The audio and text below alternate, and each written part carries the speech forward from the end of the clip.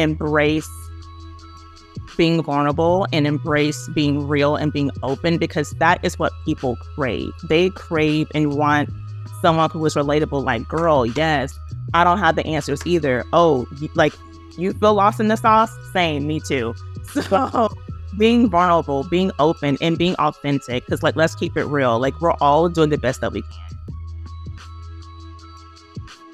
Hey guys, welcome to my YouTube channel, the channel that is dedicated to empowering women. And the goal with this channel for me as a woman, mom, businesswoman, human, is to have the rawest of the rawest conversations with people that I meet that I think are very inspiring, and women that I think need to be heard, need to be seen, that come from different cultures, different countries, different continents, but that bring a lot of light to the world.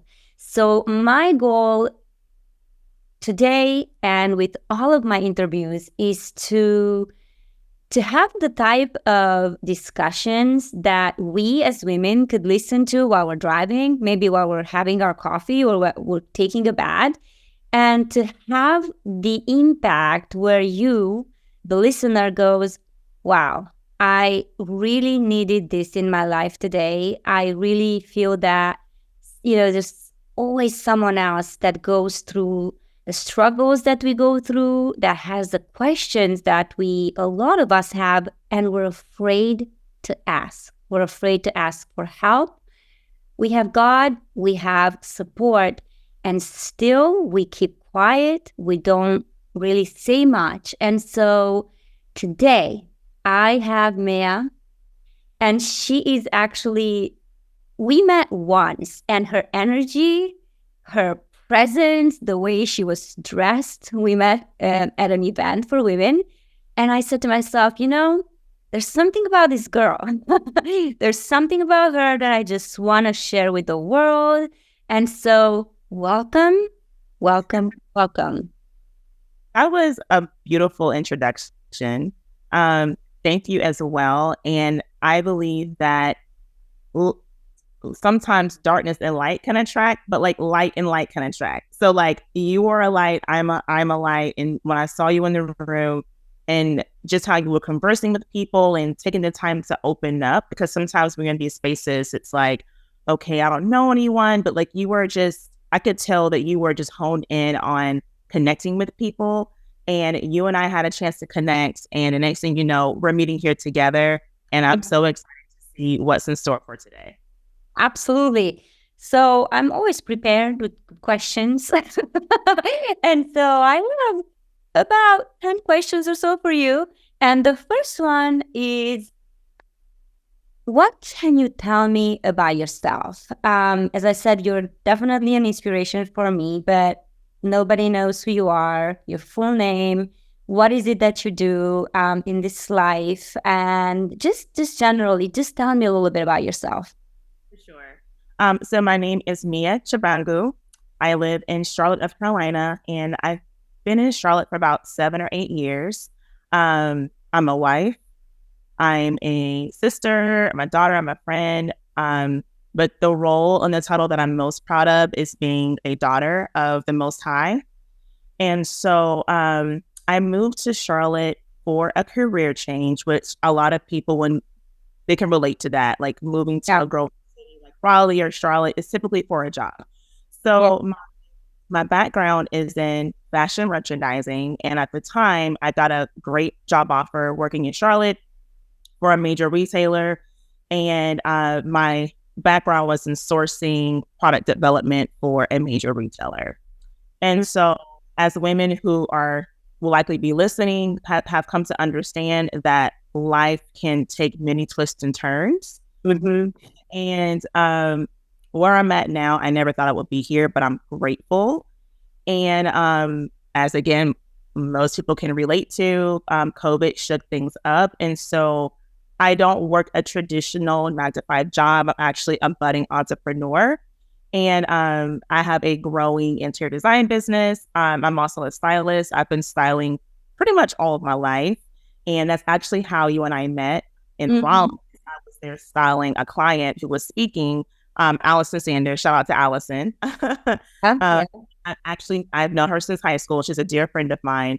But I was there styling her as she was a speaker on that panel. But yeah, so hopefully that answers everything. Yeah. So where were you born originally? Yeah, so I was born in a really small town called Bainbridge, Georgia. It's in the southwest pocket of Georgia. So it's like an hour east of Alabama, but like an hour north of Florida. So it's super small farm country town. I was born there, but I was raised primarily in Jacksonville, Florida. So my father was in the military, moved to Jacksonville when I was like, I think 4 or 5. And I pretty much grew up in Jacksonville. And then my father, who was actually a minister, he was called to be a pastor. And we moved from Jacksonville to Raleigh, North Carolina when I was in the 10th grade. And so I spent a lot of my adult life in Raleigh and then transitioning to college in the Greensboro area. So, but I've mostly lived my life in the South. So you could say, I guess I'm a Southern girl for sure. You're a Southern girl. Yeah.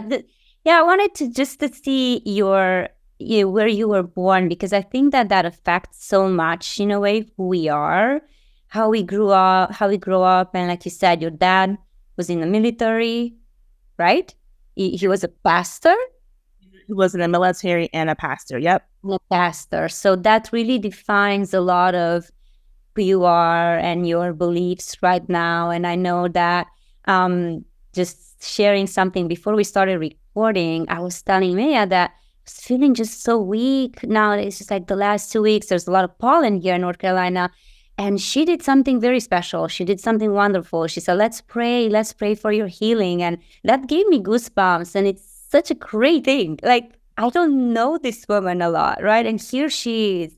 And here she is, she wanting me to heal and sending me all this positive light and positive energy. And this is exactly what I want. This is exactly the goal. I could feel like I could cry right now. So I'm very, very happy that this happened. I'm happy that you're here.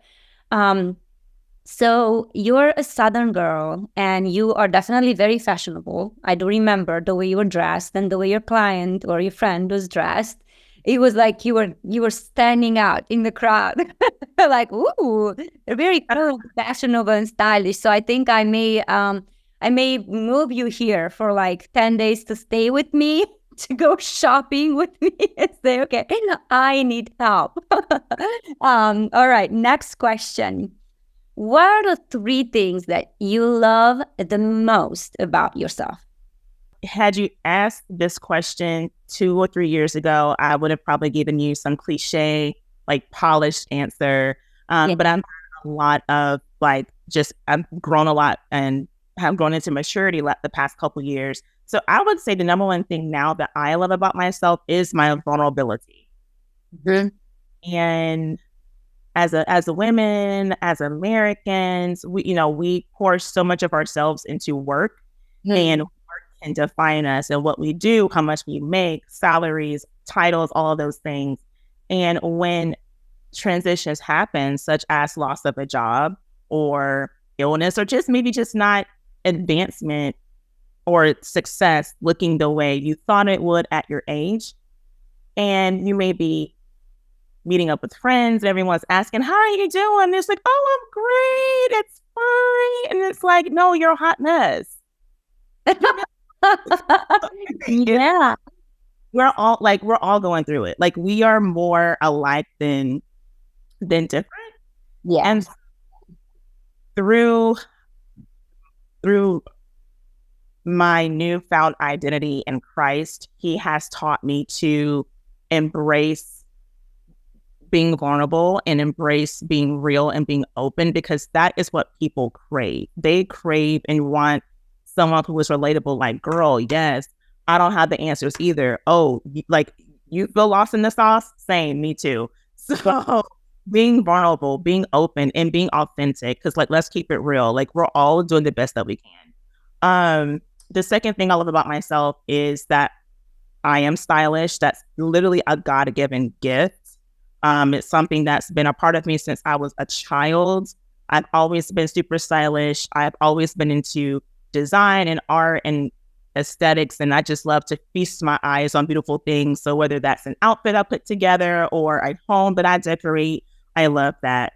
And the third thing I love about myself is honestly my personality. I think I'm pretty cool. I mean, word has it that, I got good vibes and I have a light and I have energy, and I just love who God made me to be in my personality. So yeah, I think I'm pretty cool. Yeah.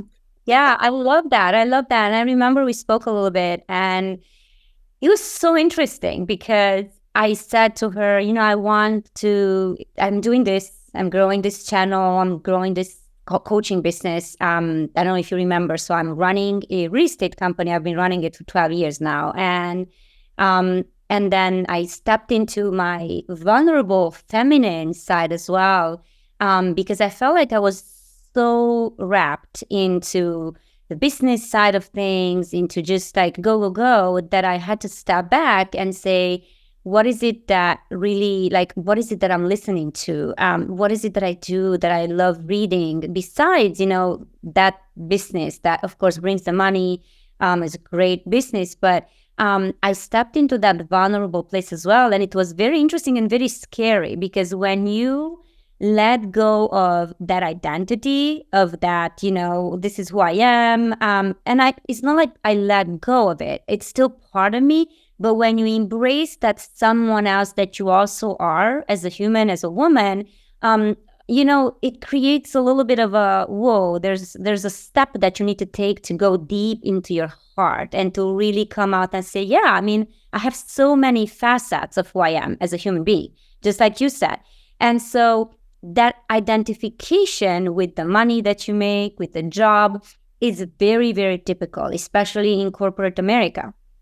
I've had people that I've coached in real estate, a lot of women, and especially in this field, it could be extremely challenging. I mean, it's all about what's your volume, how many transactions you close, and some women that are amazing and could be doing amazing, I feel, don't have the support and this type of conversation in their office, with their broker in charge, with their peers, because everybody's about, oh, I won, agent of the week, or I won agent of the month, or I don't know how much. I closed 2 million in volume.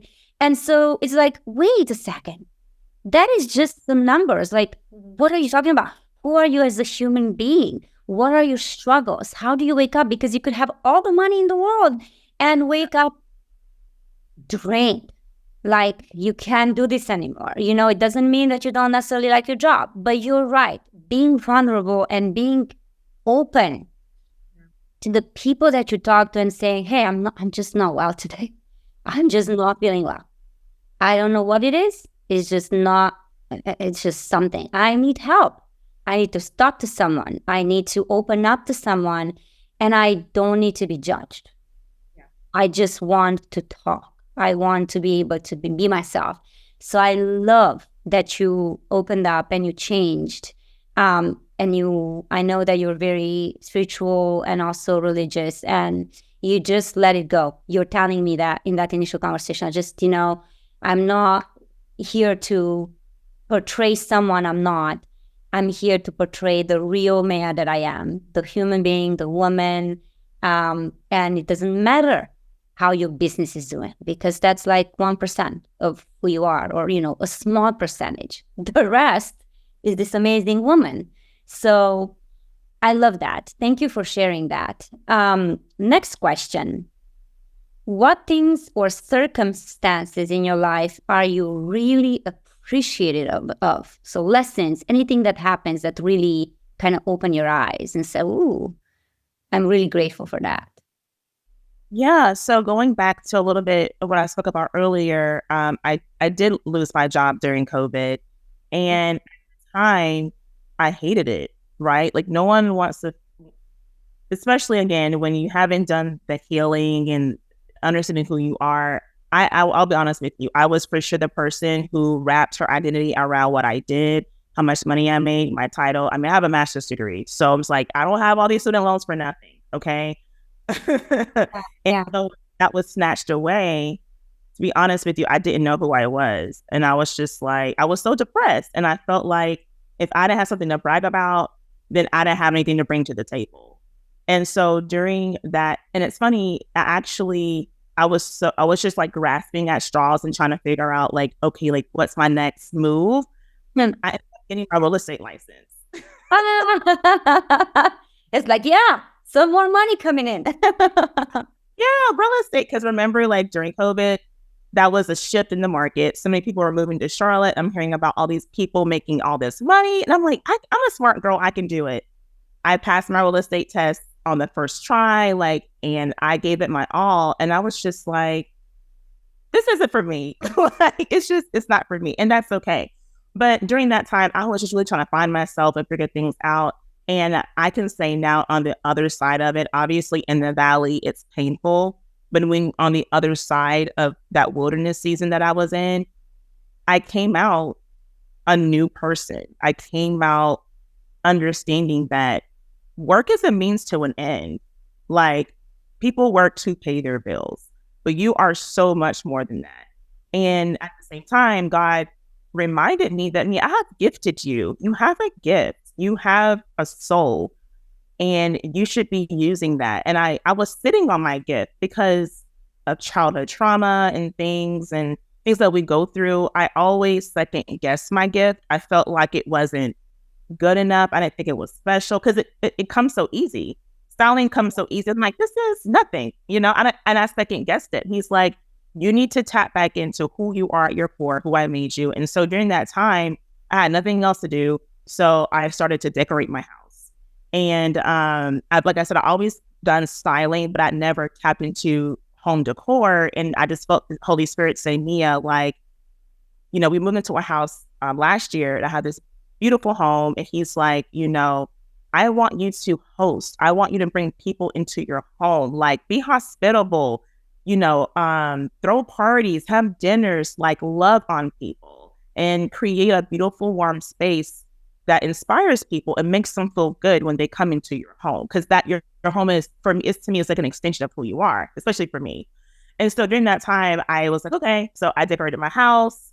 I threw a Super Bowl party. And ever since then, God had just been opening so many doors in the design business. And I was just like, wow. And so it often takes God snatching you out of what's comfortable and what's familiar to kind of put you in this pressure cooker to bring out what he already who he already created you to be. And it takes faith and it takes trust during that process to know that he is good and he's never going to put you through anything that will not ultimately bring you life and joy. I love that. Absolutely love that. And the fact that you said that you wanted to do real estate and then you went back and you said, this is so easy. This comes so easy. You know what I think the biggest cliche and the biggest thing that's happening here with a lot of women is that they really think that they need to act. They need to do a lot of effort. The struggle is real. I was always kind of like trying to understand why. Okay, well, I understand the struggle is real, but why does it have to be struggle? Why does it have to feel like we're working our, off to achieve something? And unless we do that, and unless we're stressed and the go, things are not actually happening. And so it's amazing that you mentioned that, because I think, and you mentioned God a lot, that we're the spirit, the energy, and our vibration precedes the actions. Regardless of how much you're gonna go and do. If it's not an inspired action, it is kind of like, well, whatever, and it's gonna wear you off, and it's gonna make you sick, and it's just gonna, it's going to bring you back to who you are, to that ease that you were mentioning, right? And like you said, you just got to stay and listen. to that inner voice, to your soul speaking, and just be happy. Because the point of this life is to be happy, to create something beautiful, to be joyous, to have some freaking fun. It's not about consistently being stressed out and doing things that you're not enjoying. So 100% agree. And thank you for sharing. Next question. What makes you happy every day? So to go back on what you just said about being content makes me happy. And until you have contentment, and it's so funny because it's like, we know these things. You've heard a number of people talk about being content and we don't believe it, but it's true. Like being content is a process, but that to me is the key to being happy. And I, again, was the kind of person I've had to depart with some perfectionistic tendencies. Like I tend to kind of be a perfectionist, and if things aren't just so, I'm not happy.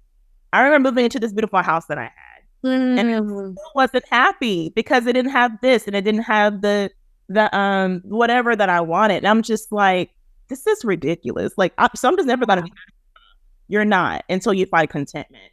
And contentment for me, honestly, I take it day by day because I don't know. It's just, it really is like just a day by day thing. Like I try not to have really any expectations. I just wake up.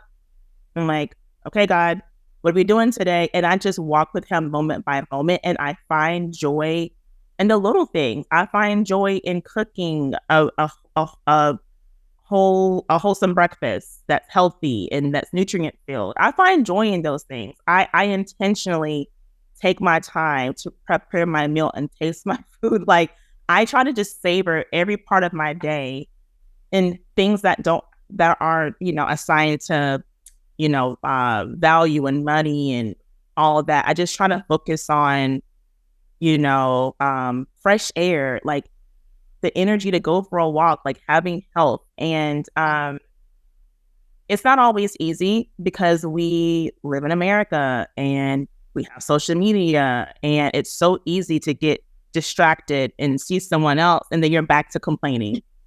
Like exactly what's happening right now. My daughter keeps on texting. I don't know how to stop it. Yeah, like distraction. So I try to be intentional. There's something wrong with going on a fast from social media. I actually encourage it, maybe delete Instagram for a while so that you can just sit back and look at your wonderful life and say, you know what? I got it pretty good. Yeah.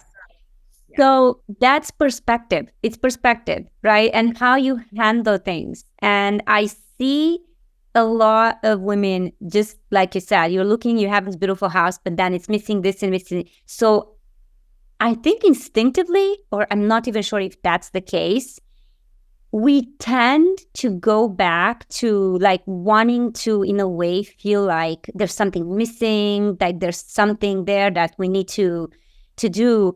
And then when you think about other people in the world, right, how they live, how they barely have food, the wars, everything that's happening,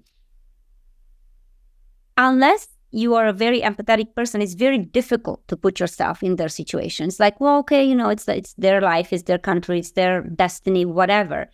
But the reality is, and I'll just give you a very, very fair example. I grew up in communist Romania. And so while I have a great family, I still do. I did not watch TV, and I didn't have a TV till I was 9. And for me, chocolate was not an everyday thing.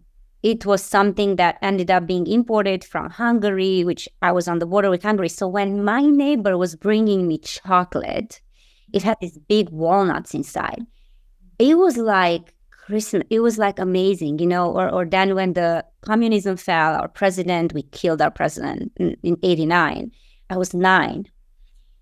To have the opening, to be able to go to Hungary, to go into those stores. I will never forget, Meia, the smell in the grocery stores, because it smelled like different, right? It smelled like, and I would see all this like chocolate, like Africana, like this chocolate, right? And And to me, to be able to tap into all those sweets, and then to have a TV and to watch this box, it was so unbelievable. And so I have just, then you grow up and you, like, things changed in the country. And then when you come to this country, it's like, wow, what is this? Like 10,000 boxes of cereal. Like, I don't know which one to choose. Like, what? And we're still not happy. Yeah.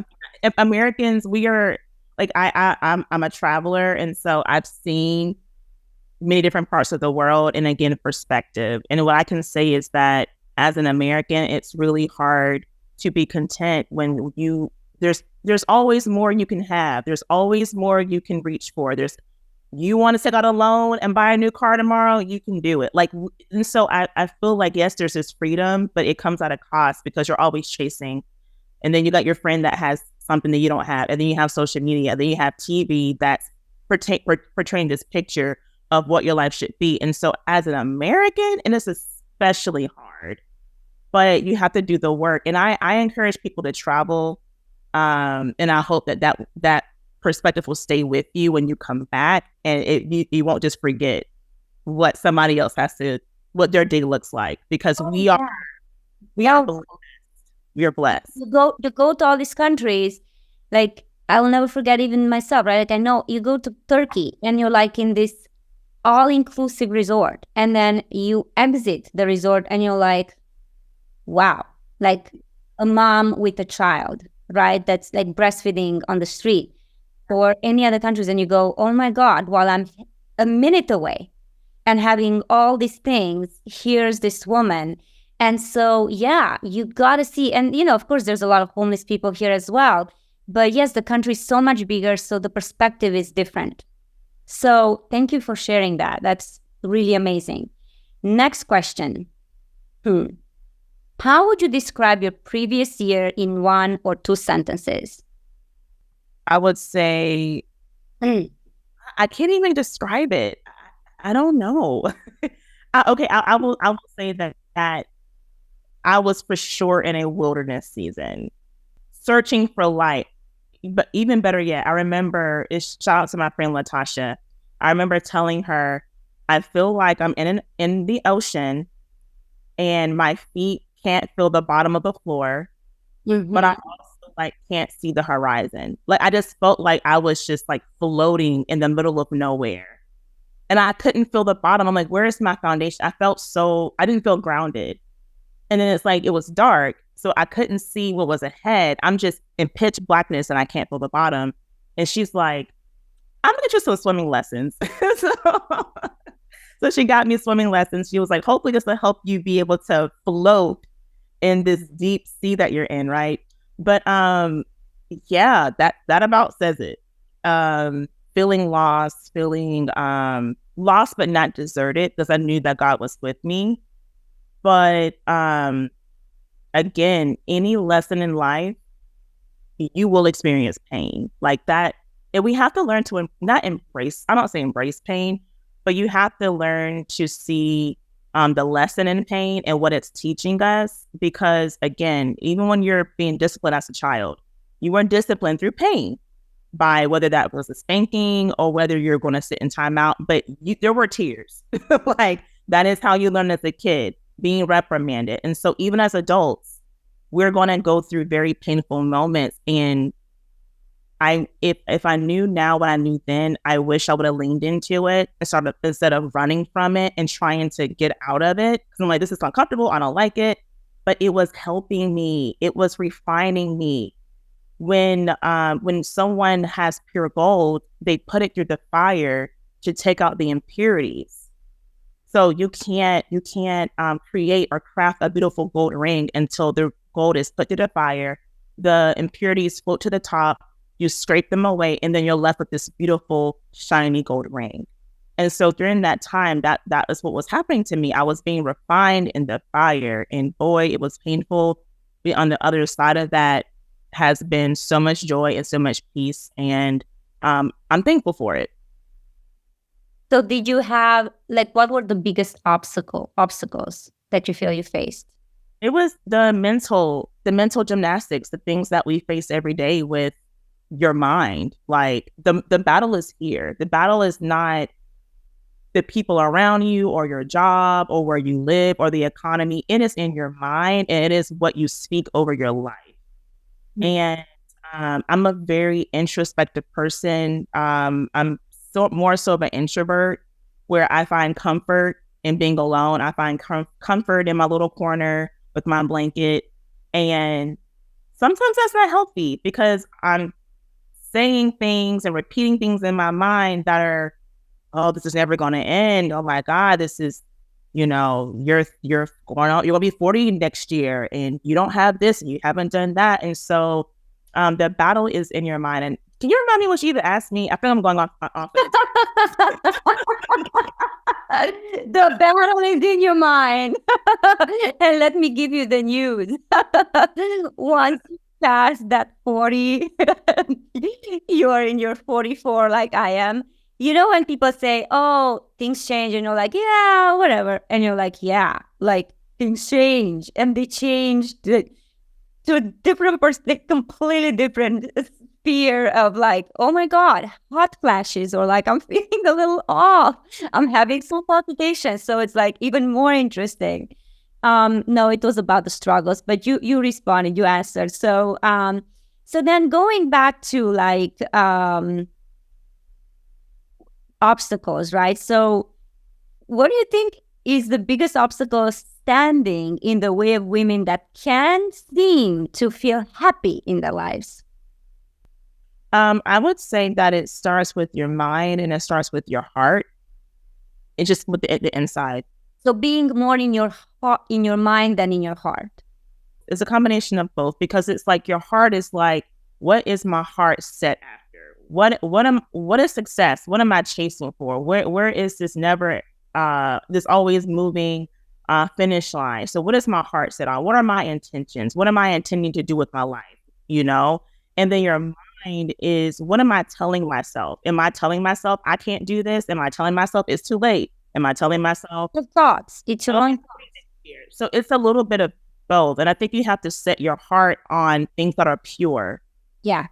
Being a good person, not being concerned with, and again, it's not to say that you can't have ambition, because you for sure can, but it's like, if it takes me 5 years to get there, that's okay. So telling yourself in your mind, okay, I have my heart set on starting a business, but you don't know what that's going to look like. You don't know how long it's going to take. You don't know what lies ahead. And so there will for sure be obstacles. And I think an obstacle, again, is the mind and what we tell ourselves. We could just be kind to yourself.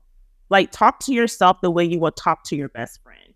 You wouldn't tell your best friend, get it together. Oh my goodness, like you're starting over again. Like, you would say, friend, you're trying, like you got back up. You didn't give up. So be kind to yourself. And I think women, we can be very critical of ourselves, and we can tear ourselves down. And again, sometimes we want to be perfectionists, especially when you get into this corporate space or you're in real estate. And just being a working woman these days, it's a lot. And that's a whole different conversation. But be kind to yourself. And I think that's the biggest obstacle. The biggest obstacle is that they're not kind to themselves. They're not giving themselves grace. Grace, yeah. Grace. Okay. So give the women that are watching us some just beautiful words of encouragement from your heart. Ooh. You're still here for a reason. And I know, again, that's cliche, right? If you're still here, you're still breathing, then there's purpose. But that's so true. That's so true. And your creator loves you. Your creator has a plan for you. And your creator wants you to know him more than anything. And so I actually like to leave you guys with a psalm. So this morning I was reading some scriptures, and I was reading Psalm 139. And it's the most beautiful. And if you don't know anything about the Bible, Psalms they're just poems written by King David. And Psalms 139 is one of the most beautiful poems. It's literally about like how much like God is obsessed with us. And like he knows our thoughts. He knows when we rise. He knows when we go to sleep. Like he watches over us. Like he knows everything about us. And so if we can just lean on him more, because we're human, there's only so much we can do. We don't know the future. You only have the capacity to handle so much in our because we're human, we're flesh. But there is someone who is greater and bigger than us, and he loves us. And I would just leave everyone with that. Thank you so much, Meia. You are awesome. Well, guys, thank you so much for watching. I hope you enjoyed this. Let us know in your comments. How do you feel watching this? How do you feel about this wonderful conversation? If you have, I guess, if you are in Charlotte and if you want to reach to Meia, maybe with her approval, I can definitely add her information down there. And so feel free to reach out to her if you want anything stylish, clothing-wise, staging-wise. Thanks again for being here. Mwah. Bye, you guys. Thank you for watching.